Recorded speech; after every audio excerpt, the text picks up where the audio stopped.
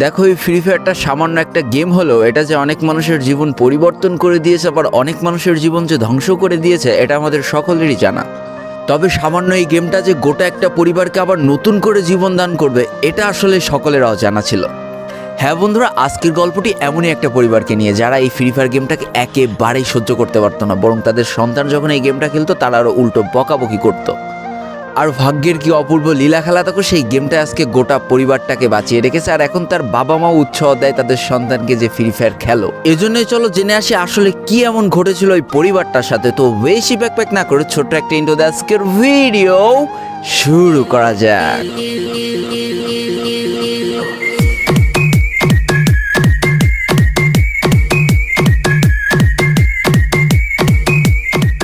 তো আজকের গল্পটা শুরু হতে চলেছে ছোট্ট একটা গ্রামের ছোট্ট একটা পরিবারকে নিয়ে। বাবা মা এবং তাদের দুই সন্তান অর্থাৎ দুই ভাই, ছোট্ট একটা পরিবার, খুব সুন্দরভাবে তাদের জীবনযাত্রা চলে যাচ্ছিল। বড় ভাই একটা কোম্পানিতে লেবারের চাকরি করে, বাবা কৃষিকাজ করে, আর তাদের ছোট সন্তান অর্থাৎ ছোট ছেলে কিন্তু ক্লাস 8-এ পড়াশোনা করে। দারিদ্রতার বেড়াজালে আটকে পড়া পরিবারকে সাপোর্ট দেওয়ার জন্য তাদের বড় ভাইকে খুব অল্প বয়সে কাজে চলে যেতে হয়েছে। এই জন্য বড় ভাইয়ের পড়াশোনাটা ঠিকমতো হয়ে ওঠেনি। তবে বাবা মার একটাই স্বপ্ন ছিল যে তাদের ছোট সন্তান অর্থাৎ ছোট ছেলে যাতে উচ্চশিক্ষায় শিক্ষিত হয়। এই জন্য বাবা কৃষিকাজ করলেও সারাদিন মাঠে তুমুল কষ্ট করে এসে বাসায় যখন এসে দেখতো তাদের ছোট সন্তান পড়াশোনা করতেছে, সমস্ত কষ্ট এক চান্সে দূর হয়ে যেত। আর তাদের ছোট সন্তান পরিবারে অভাব দেখতে দেখতে বড় হচ্ছে, তো তাই সে একটা সময় ঠিক করেই ফেলে যে তাকে অনেক বড় হতে হবে, লেখাপড়া করে অনেক বড় মানুষের মতো মানুষ হতে হবে। আর ঠিক এমনটাই হতে থাকে। তাদের ছোট ছেলে খুব ভালো রেজাল্টও করতে থাকে, প্রত্যেক ক্লাসে টপ হতেও থাকে। তবে তার একটা বদ অভ্যাস ছিল, সেটা হচ্ছে ফ্রি ফায়ার গেম খেলা। করোনা চলার সময় যখন তার স্কুল বন্ধ হয়ে যায়, তখন তার বাবা এবং বড় ভাইয়ের জমানো কিছু টাকা দিয়ে তাকে একটা ফোন কিনে দেওয়া হয় অনলাইনে ক্লাস করার জন্য। তার ফোনটা ছিল 3 GB র্যামের একটা ফোন। তবে এইখান থেকেই তার ফ্রি ফায়ার গেমের সাথে পরিচয় হওয়া। সারাদিন পড়াশোনার ফাঁকে সময় পেলেই সে ফ্রি ফায়ার গেম নিয়ে বসে পড়তো। আগে যেমন বাইরে খেলাধুলা করতো, এখন সে আর বাইরে খেলাধুলা করে না, ঘরে বসে সারাদিন ফোন টিপে আর ফোনে গেম খেলে। এদিকে তার বাবা মা যখন ফ্রি ফায়ার গেম খেলা দেখতো তখন প্রচণ্ড পরিমাণ রেগে যেত, এমনকি মারধর পর্যন্ত করতো যে তুই এই গেম খেলা বাদ দিয়ে দে। তবে তাদের ছোট ছেলে যতই বাবা মার বাধ্য সন্তান হোক না কেন, ফ্রি ফায়ার গেমটা ছাড়তে সে একেবারেই নারাজ। প্রথম দিকে পড়াশোনার ফাঁকে ফাঁকে গেম খেললো, যখন তার বাবা মা তাকে বকা শুরু করে তখন সে রাতের অন্ধকারে গেম খেলা শুরু করে।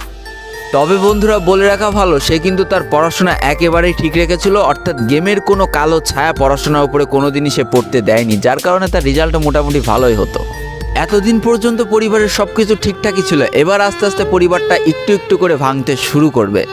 পরিবারের সকলের সম্মতিতে পরিবারের বড় ছেলের সাথে পাশের গ্রামের একটা মেয়ের বিবাহ সম্পন্ন করা হয়। আর যেন বিবাহের কয়েক মাস যেতে না যেতে বড় ভাইয়ের পরিবর্তন লক্ষ্য করতে শুরু করা যায়। এতদিন ছোট ভাইয়ের পড়াশোনা খরচ বড় ভাই আর বাবা মিলে চালিয়ে আসলেও এখন আর বড় ভাই কিন্তু ছোট ভাইয়ের পড়াশোনা খরচ দিতে রাজি হয় না। তবে তাতেও খুব একটা ফারাক পড়ে না, কারণ তাদের বাবা এখনও শক্তভাবে তাদের পরিবারটাকে ধরে রেখেছে। অর্থাৎ বাবা কিন্তু কৃষিকাজ করে তাদের পরিবারটা খুব সুন্দরভাবে চালিয়ে নিচ্ছিল। তবে বলে রাখা ভালো, হাতের 5টা আঙুল যেমন এক হয় না, পরিবারের প্রত্যেকটা সন্তানের মন মানসিকতাও কিন্তু এক হয় না। কিছুদিন পর বড় ভাই পুরোপুরি আলাদা হয়ে যায়, তার বউকে নিয়ে নতুন করে সংসার তৈরি করে। এমনকি একটা পর্যায়ে যে বড় ভাই তার পরিবারকে অস্বীকার করে দেয়, অর্থাৎ একটা টাকাও আর পরিবারে দিত না, সমস্ত টাকা সে নিজের সংসারেই খরচ করত। 4 জনের পরিবারটা ভেঙে যে এখন 3 জনের পরিবার হয়ে গেল, বাবা মা আর তাদের ছোট সন্তান। এখন পুরো পরিবারের দায়িত্বটা বাবার উপরে পড়ায়। দিনরাত 24টা ঘন্টা হাড় ভাঙা খাটুনি করা শুরু করে দেয় তাদের বৃদ্ধ বাবা। এদিকে তাদের ছোট সন্তান সবটা কাছ থেকে দেখে অনেক কষ্ট পেত, তারপরেও তার করার কিছুই ছিল না, তাকে পড়াশোনাটা চালিয়ে যেতেই হবে, কারণ বাবা মার একমাত্র স্বপ্ন তাকে পড়াশোনা করে মানুষের মতো মানুষ হতে হবে। এদিকে বলে রাখা ভালো, পড়াশোনার পাশাপাশি কিন্তু সে ফ্রি ফায়ার গেমটা অনেক ভালো মতো খেলা শিখে গিয়েছিল। তার 3 GB র্যামের ফোন একটু ল্যাগ দিলেও মোটামুটি ভালোই খেলা যেত স্মুথ গ্রাফিক্সে। এমনকি সে আস্তে আস্তে টুর্নামেন্ট খেলাও শুরু করে। আর এখান থেকে যে টাকায় পেতো, 50 টাকা, 100 টাকা, 200 টাকা যা পেতো, সেই টাকাতে তার পরীক্ষার বই খাতা কিনতো, যাতে তার বাবার একটু কম পরিশ্রম করা লাগে, কম খাটনি করা লাগে। হাই রে, পরিবারের বড় ছেলে পরিবার থেকে আলাদা হয়ে গেল, আর ছোট ছেলে চিন্তা করছে বাবার কিভাবে কষ্ট কম করা লাগবে। এরই মাঝে সে একদিন চিন্তা করে, সে তো টুর্নামেন্টে অনেক ভালো পারফরমেন্স করছে, তাহলে তার একটা ইউটিউব চ্যানেল খোলার দরকার। অন্তত টুর্নামেন্টের ওই ম্যাচগুলো ইউটিউবে ছাড়লো, যদি কপালে ভালো কিছু লেখা থাকে। এমনই একদিন তার একটা টুর্নামেন্ট চলছিল, সে বারান্দায় বসে বসে টুর্নামেন্টটা খেলছিল। আর ঠিক সেই সময় তার বাবা হাড় ভাঙা খাটুনি করে মাঠ থেকে কেবলই বাসায় ঢুকছিল। এমন সময় তার ছেলের পড়াশোনা বাদ দিয়ে গেম খেলা দেখে বাবা প্রচণ্ড পরিমাণ রেগে যায় আর ফোনটা ধরে একটা আছাড় মেরে দেয়, যার কারণে তার ডিসপ্লেটা ফেটে যায়। সেই দিন সে ভাঙা ফোনটা আঁকড়ে ধরে অঝরে কেঁদেছিল, তার সমস্ত স্বপ্ন যেন এক নিমিষেই শেষ হয়ে গিয়েছিল। তারপরে সে স্কুলে যাওয়ার জন্য যে টাকা পেত সেই টাকাগুলো জমিয়ে জমে একটা সময় তার ফোনের ডিসপ্লেটা ঠিক করে, আর ডিসপ্লে ঠিক করতে 1500 টাকা লেগেছিল আর সময় লেগেছিল প্রায় 4.5 মাস। আর এই 4.5 মাসে সেই ইউটিউব চ্যানেলে যে জিমেলটা ছিল সেই জিমেলটাও সে ভুলে যায়, অর্থাৎ তার ইউটিউব চ্যানেলটাও নষ্ট হয়ে যায়। কিন্তু পরিবারের ছোট সন্তানরা একটু ঘাটতারা হয়, কোনোভাবে কোনো কিছুতে হার মানতে রাজি হয় না, যেমন আমি। তাই সে আবারও ফ্রি ফায়ার খেলা শুরু করে, আবারও নতুন করে ইউটিউব চ্যানেল খোলা শুরু করে। সব কিছু মোটামুটি ঠিকই চলছিল, পড়াশোনাও সে আগের মতোই চলতেছে, এইদিকে টুর্নামেন্টও চলতেছে, এইদিকে ইউটিউবে আস্তে আস্তে তার সাবস্ক্রাইবারও বাড়া শুরু করে, একটা দুইটা এমন করতে করতে। কিন্তু হঠাৎ করে তাদের পরিবারটা জীবনের সব থেকে বড় একটা ধাক্কা খায়। যেহেতু তাদের বাবা কৃষিকাজ করে তাদের পরিবার চালাতে হিমশিম খাচ্ছিল, পরিবারের এত প্রেশার, 24 ঘন্টা হাড় ভাঙা খাটুনি করতে করতে একটা দিন হঠাৎ করে উনি প্যারালাইসিস হয়ে যায়। তার ডান পাশের হাত এবং পা পড়ে যায়, যার কারণে সে একেবারে অক্ষম হয়ে পড়ে। আর এটাই ছিল তাদের পরিবারের সব থেকে বড় কালো অধ্যায়। তবে সব থেকে কষ্টের ব্যাপার কি ছিল জানো? পরিবারের এত খারাপ সময়ও তাদের বড় ভাই কিন্তু তাদের পাশে এসে দাঁড়ায় না। এবার শুরু হয় তাদের পরিবারে আসল কষ্ট। না ছোট ছেলের পড়ার টাকা আছে, না বাবার ওষুধ কেনার টাকা আছে, না তাদের 3 বেলা ঠিক মতো খাবার টাকা আছে। কি আর করবে, পরিবারে এই অসহায় অবস্থা দেখে না খেয়ে তো মরা যায় না, তাই তাদের মা লোকের বাসায় কাজ করা শুরু করে দেয়। কিন্তু কাজ করে 3 বেলা খাবার জোটানো গেলেও বাবার ওষুধ আর সন্তানের পড়াশোনার খরচ চালাইতে হিমশিম খাচ্ছিল তাদের মা।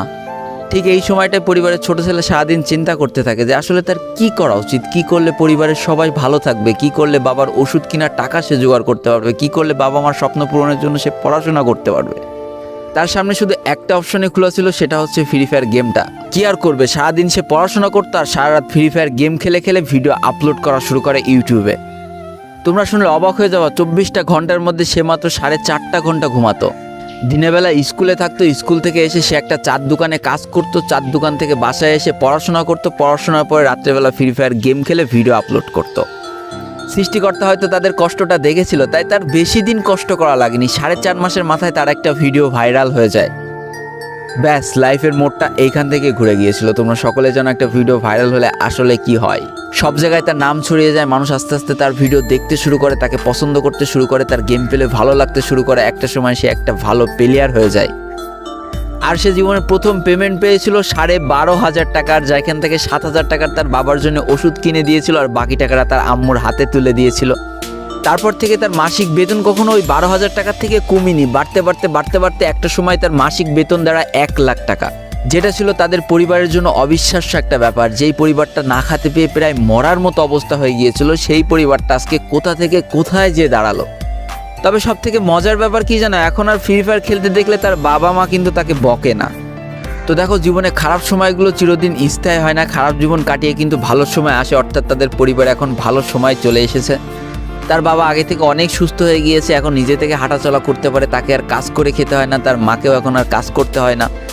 এইদিকে সব থেকে বড় আনন্দের ব্যাপার কি জানো, ওই ছেলেটা তার পড়াশোনাটাও ঠিক রেখেছিল। অর্থাৎ এসএসসি পরীক্ষায় সে কিন্তু জিপিএ 5 পেয়ে উত্তীর্ণ হয়েছে।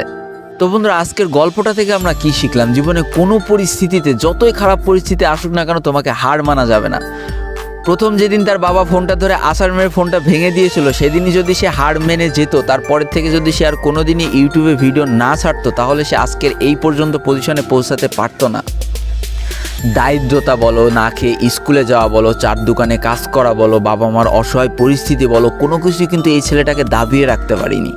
আর দিন শেষে যেই মানুষটা সর্বোচ্চ কষ্ট করে, সৃষ্টিকর্তা তার পুরস্কার নিজে হাতে করে দেয়, এটাই তার জলজ্যান্ত একটা উদাহরণ। তো আজকের গল্পটা ইন্ডিয়ান একটা ভাই আমাকে পাঠিয়েছে এবং তার নামটাও বলতে নিষেধ করে দিয়েছে, এই জন্য আর বলা হয়ে উঠলো না, সেই ইউটিউবারের নামটাও আর বলা হয়ে উঠলো না। এটাই ছিল জীবনকে পরিবর্তন করিয়ে দেওয়ার মতো একটা ছোট্ট গল্প। এই গল্প থেকে অনেক কিছু শেখার আছে। একটা কথাই বলবো, গেমটাকে নেশা না পেশা হিসেবে নাও, তোমার জীবনে পরিবর্তন হলেও হতে পারে। তো আজকের ভিডিওটা এই পর্যন্তই ছিল। ভিডিওটি ভালো লাগলে অবশ্যই একটা লাইক করে ফেলো, কমেন্ট করো, বন্ধুদের কাছে শেয়ার করে দিও। আর যদি আমার চ্যানেল নতুন হয়ে থাকো, চ্যানেলটিকে সাবস্ক্রাইব করে পাশে থাকা বেল আইকনে ক্লিক করে ফেলো আর আমাদের এই সুখী পরিবারের একজন মেম্বার হয়ে যাও। আজকে আমি বিদায় নিচ্ছি 12 লোল গেমারের পক্ষ থেকে। ততক্ষণ সবাই সুস্থ থেকো, ভালো থেকো। আর তোমাকে একটা যে মানুষগুলো ভালো আছে তাদেরকেও অনেক ভালো রেখো। Tata, bye bye.